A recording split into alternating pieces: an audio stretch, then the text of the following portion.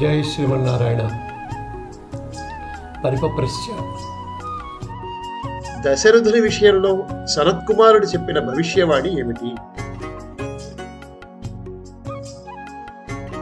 పూర్వము సనత్కుమారుడు ఋషులతో మాట్లాడుతూ, ఇక్ష్వాకు వంశంలో దశరథుడు అనే గొప్ప ధార్మికుడైన రాజు పుడతాడు.